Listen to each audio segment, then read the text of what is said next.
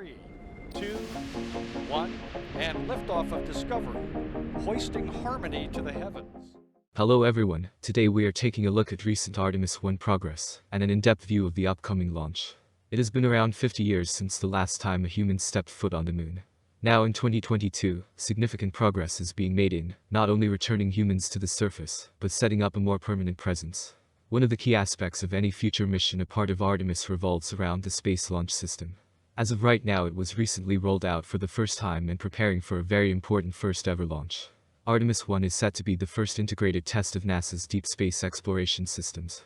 This includes not only the Space Launch System, but also the Orion capsule, ground systems, and more. All of which need to be in perfect operation prior to any human getting on top of SLS. After rolling out only days ago, SLS is about to perform a wet dress rehearsal before a few final steps prior to launch. In order for future Artemis missions to be on schedule, this upcoming mission needs to go perfectly. However, there are a lot of moving parts, and unique goals, including sending the Orion capsule all the way to the moon and back. Here I will go more in depth into the details surrounding Artemis I, the recent accomplishments, and what to expect in the coming weeks. After years of development and testing, we are beginning to see some significant progress surrounding the future Artemis missions, and specifically the Space Launch System. Most recently, the rocket was stacked on the mobile launcher and mounted on the crawler transporter for a journey from the vehicle assembly building to launch pad 39B. In total, this process took 10 hours and 28 minutes for SLS and Orion to reach the launch pad 4 miles away. Now that SLS is on the pad, NASA has a few more tests planned prior to the next step. This next step is the wet dress rehearsal. Just yesterday, NASA tweeted saying, teams will soon conduct the final pre-launch tests for Artemis I, which involves filling the NASA SLS rocket with fuel and completing a practice countdown. They also included some important dates for the wet dress rehearsal and more. Specifically, engineers at NASA will conduct the final test, known as the wet dress rehearsal, of the Space Launch System, Orion spacecraft, and exploration ground systems before the long-awaited Artemis I launch at launch pad 39B. The rehearsal will run the Artemis I launch team through operations to load propellant into the rocket's tanks, conduct a full launch countdown, demonstrate the ability to recycle the countdown clock, and also drain the tanks, to give them an opportunity to practice the timelines and procedures they will use for launch. During the approximately 2-day test, teams will start by activating the facilities needed for launch, and formally beginning the countdown sequence. Team will staff the Launch Control Center at Kennedy and connect with staff in a long list of other important facilities.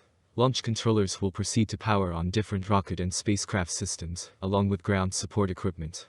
In order to get to the moon, you need an extremely large and powerful rocket.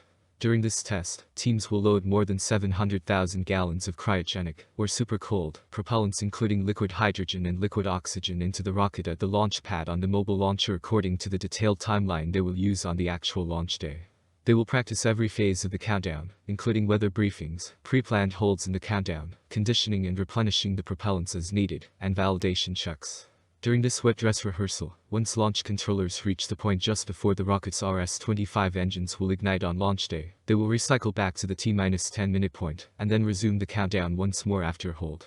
The team will then deliberately halt the countdown at about 10 seconds before the simulated liftoff to demonstrate stopping a launch, and draining the propellants from the rocket.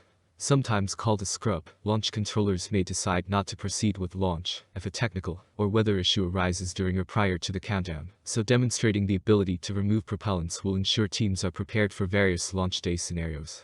These tests ensure everything goes smoothly, even if an unexpected error or problem arises on the launch day. Several days after the wet dress rehearsal, the integrated rocket and spacecraft will be rolled back to the vehicle assembly building. Within the VAB, technicians will extend platforms to re-establish access to several parts of the rocket and spacecraft. They will remove sensors specifically used for monitoring during the wet dress rehearsal, charge Orion and other system batteries, stow late-load cargo into Orion, and run final checkouts on several elements, among other tasks. Orion and SLS will roll to the launch pad for a final time about a week before launch. Lastly, NASA will review data from the rehearsal before setting a specific target launch date for the Artemis I launch. This means not long from now we will see the Space Launch System rolled back into the VAB, before returning to the pad, this time to launch in the summertime this year. Now that we know some of the most recent and upcoming events, we can take a closer look at what exactly Artemis I hopes and plans to achieve. There are 3 main important aspects of this mission that NASA hopes to complete successfully. This starts with leaving Earth, getting to the moon, and finally safely returning to Earth. SLS and Orion will first blast off from Launch Complex 39B at NASA's modernized spaceport or Kennedy Space Center in Florida. As one of the most powerful rockets in the world, SLS will produce 8.8 million pounds of thrust during liftoff and ascent to loft a vehicle weighing nearly 6 million pounds to orbit. After jettisoning the boosters, service module panels, and launch abort system, the core stage engines will shut down, and the core stage will separate from the spacecraft. As the spacecraft makes an orbit of Earth, it will deploy its solar arrays, and the interim cryogenic propulsion stage (ICPS) will give Orion the big push needed to leave Earth's orbit and travel toward the Moon. From there, Orion will separate from the ICPS within about 2 hours after launch. The ICPS will then deploy a number of small satellites, known as CubeSats, to perform several experiments and technology demonstrations. This marks the completion of the first major aspect of the Artemis I launch. Now Orion has the long journey to the Moon and back.